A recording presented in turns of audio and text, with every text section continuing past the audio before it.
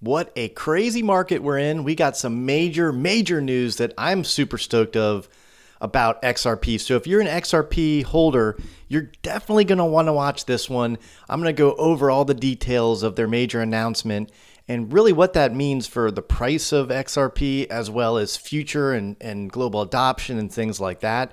So very exciting news. I'm surprised not more people are talking about it. I'm surprised it hasn't had a bigger effect on the price of XRP.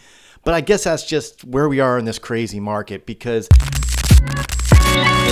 right now we have more fear, the highest amount or lowest amount, or whatever that number is, the lowest number we've seen, the highest amount of fear, extreme fear in the market that we've seen. It rivals that of a couple months ago or weeks ago when it got down to 15. We're there again. But with that, please know that every single day in crypto is an adventure, and I want you to join me along for the ride. Hit the subscribe button now. I would greatly appreciate it, so because we have new shows every single day. But I am super excited to talk about this because we've all been talking about XRP for years now. And, what's it going to do? When's it going to blow up? When the whole world is going to adopt it? And today we're one step closer, and it's actually really cool. So let's take a look right now. There's my camera goes off. God dang it. Right now we have XRP is not really reacting to this news. It really hasn't had a positive outcome because of this. As you can see, the price is just it's been going down, and it's really been dragged down by the entire market. So not unsurprising, but it really is interesting, the news that's come out. And so look, Brad Garlinghouse, when was this post? This was yesterday. Okay, this was yesterday. And he says right here, today Ripple announced the acquisition of Hidden Road for $1.25 billion, one of the largest deals ever in the crypto space. But the price tag isn't what's most important. It's that this deal marks a once-in-a-lifetime opportunity for crypto to access the largest and most trusted traditional markets and vice versa.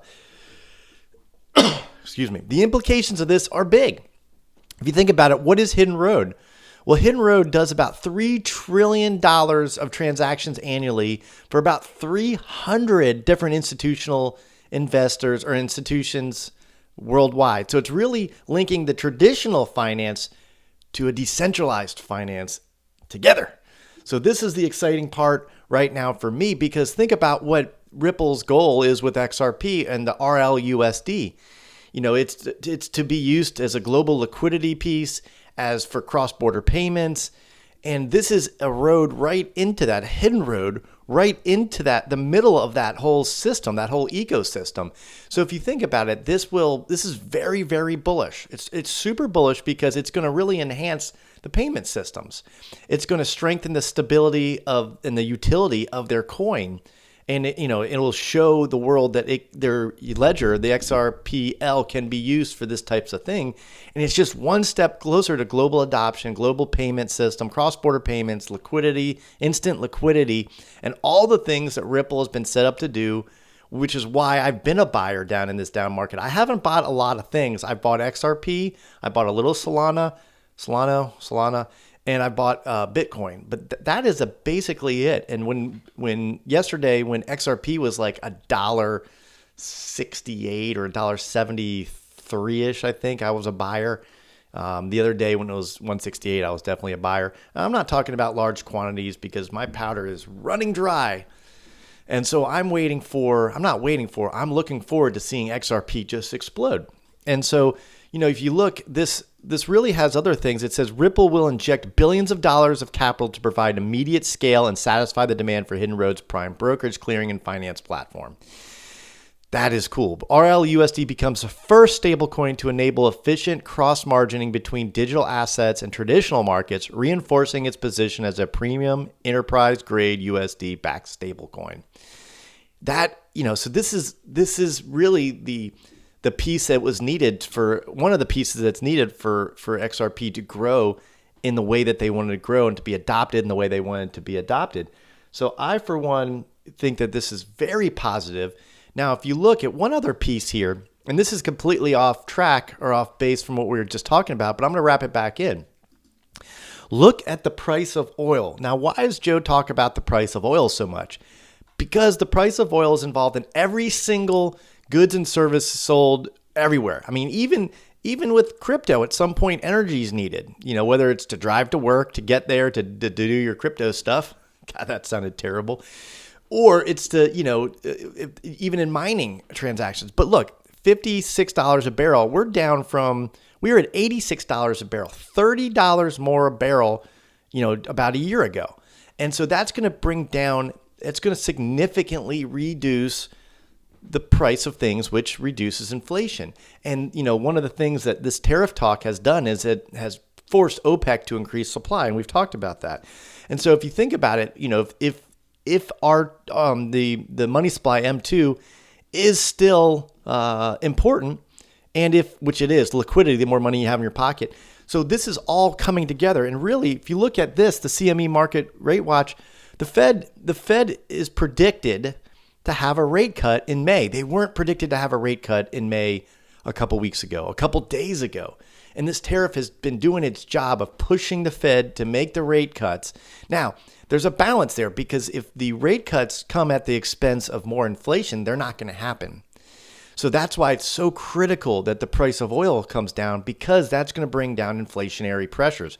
And as you see, it's dropped since we've had this conversation. It's at 56, 55. It's going down.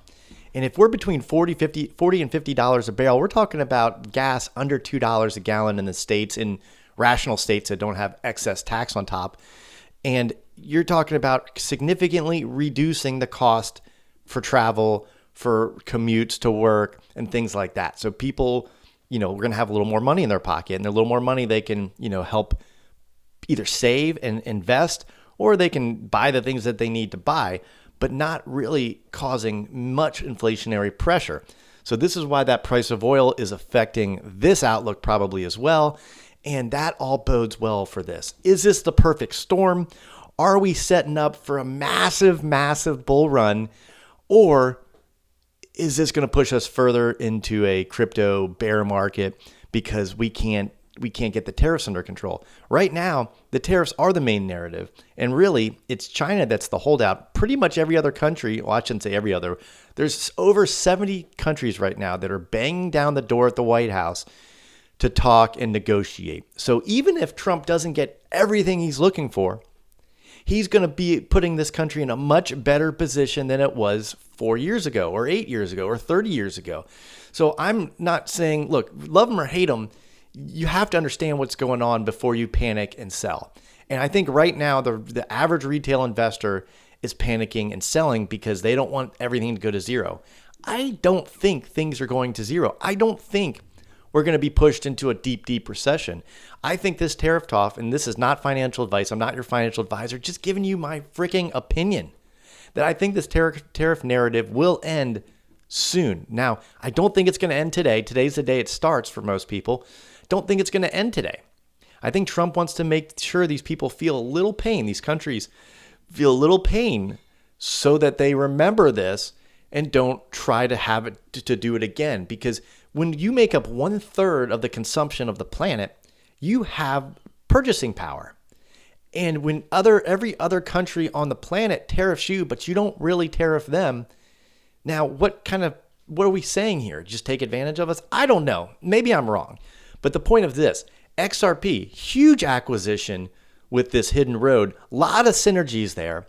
And, if you think about the more action on the ledger, you think about more utility for RLUSD, you think about XRP, moving these transactions. This is a recipe for success, not failure. And I hope it goes well. And with that, I'm still a strong XRP believer. Now, quick question. Where do you think the price of XRP is going to go by the end of this year? If you made it this far, hit the like button, subscribe, hit me a comment down below, and I will see you next time.